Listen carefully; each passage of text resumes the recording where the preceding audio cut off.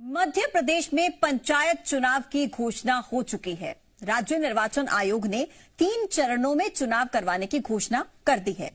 पहले चरण में 85 विकासखंडों की ग्राम पंचायतों में वोटिंग होगी। फिर इसके लिए 13 से 20 दिसंबर तक नामांकन पत्र दाखिल किए जाएंगे। इन नामांकन पत्रों की जांच 21 दिसंबर को होगी।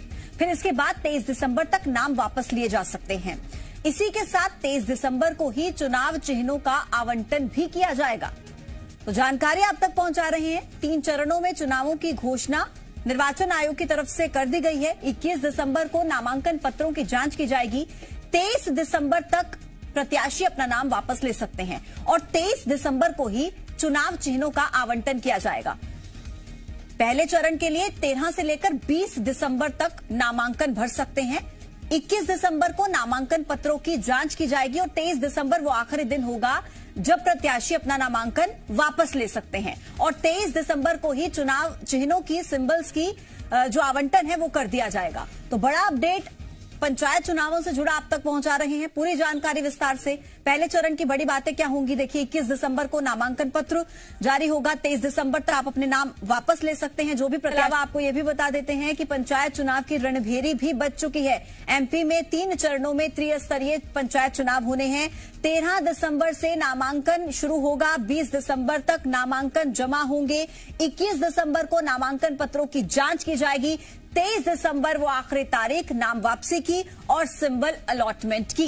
6 जनवरी को पहले चरण का मतदान होगा। फिर 28 जनवरी को देखिए दूसरे चरण की वोटिंग रहेगी और 16 फरवरी को तीसरे चरण के लिए वोटिंग होगी। तो ये 3 तारीखें बेहद महत्वपूर्ण है।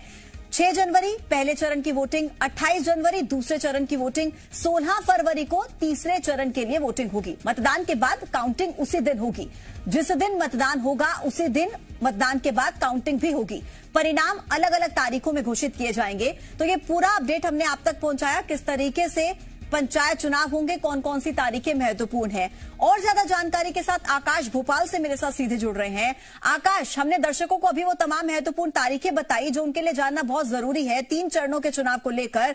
अभी फिलहाल निर्वाचन आयोग की तरफ से क्या इन चुनावों को लेकर तैयारियां पूरी कर ली गई हैं?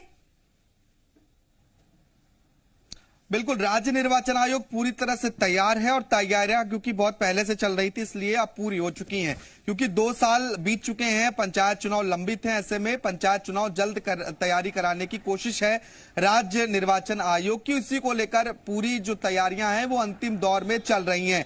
सिंबल अलॉटमेंट से लेकर मतदाता सूची को अपडेट करने का पूरा काम चल रहा है। लगभग ये दोनों काम हो चुके हैं और तारीखों का ऐलान पहले ही हो चुका है। जनवरी इससे शुरू होगा मतदान और जनवरी 2022 से फरवरी 2022 तक पंचायत चुनाव की प्रक्रिया खत्म हो पाएगी।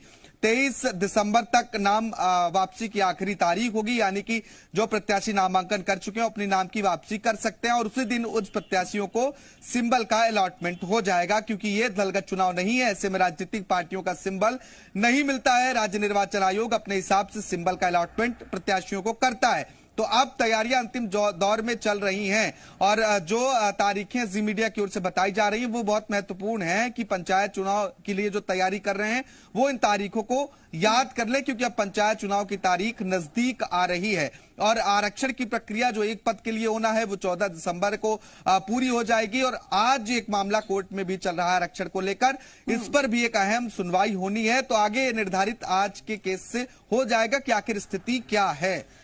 आकाश, 6